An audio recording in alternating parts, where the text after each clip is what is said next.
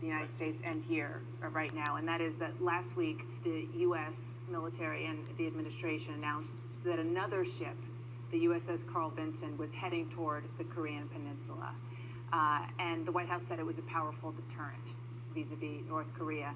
And now we learn that it wasn't. In fact, it was going the other direction. So were these misleading comments deliberate? Oh, I think not. Look, we've got an extraordinary commitment of U.S. forces in this region. And the Carl Vinson and that battle group are being deployed to the Sea of Japan and will likely arrive here in the coming weeks.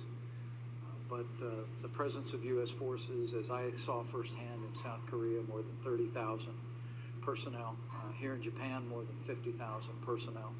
Being aboard the USS Ronald Reagan and seeing these extraordinary soldiers, sailors, airmen, and Marines gives me great confidence that the United States presence in the Asian Pacific is strong, and under President Trump's leadership, it'll be stronger still.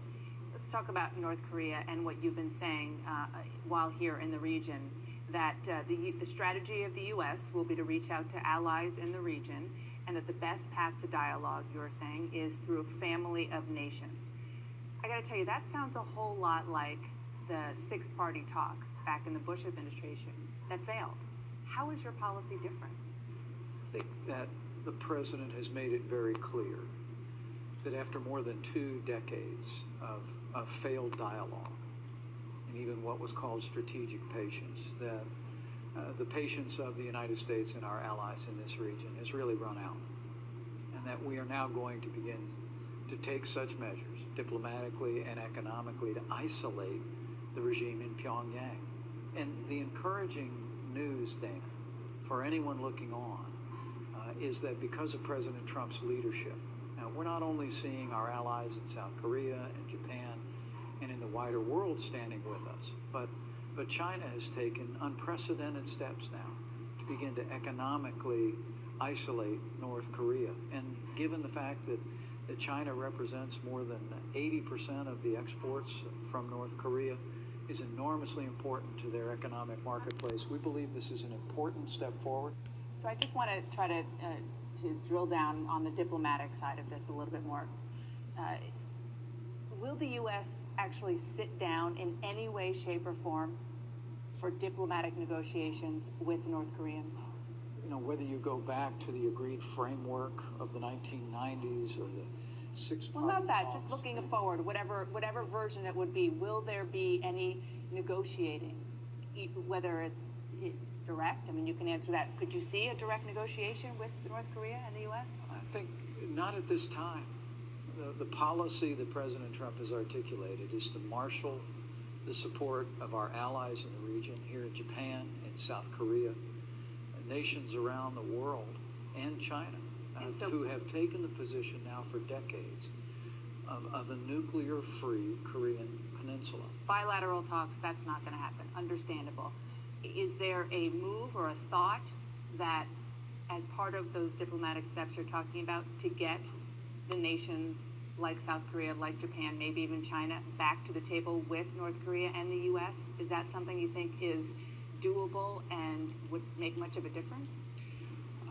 I think the president's vision for this is very straightforward, and that is that we are going to make it clear to the regime in Pyongyang that the days of broken promises, the days of running out the clock on agreements with the wider world are over.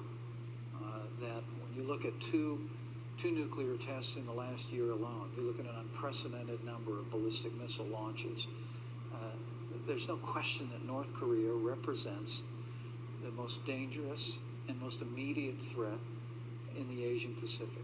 And President Trump is determined to confront that threat by marshaling unprecedented cooperation of our allies in the region and China and the world. You've got your rhetorical strategy down, and so does the president. But is it a rhetorical strategy in search of an actually practical diplomatic approach?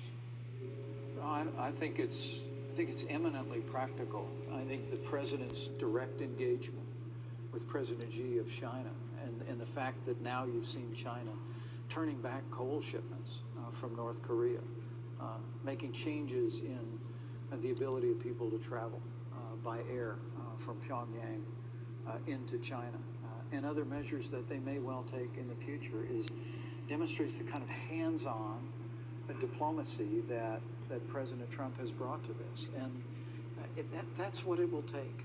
Did the missile test that the North Koreans launched while you were on your plane heading to the region fail because the U.S. used any electronic or cyber technology to sabotage it?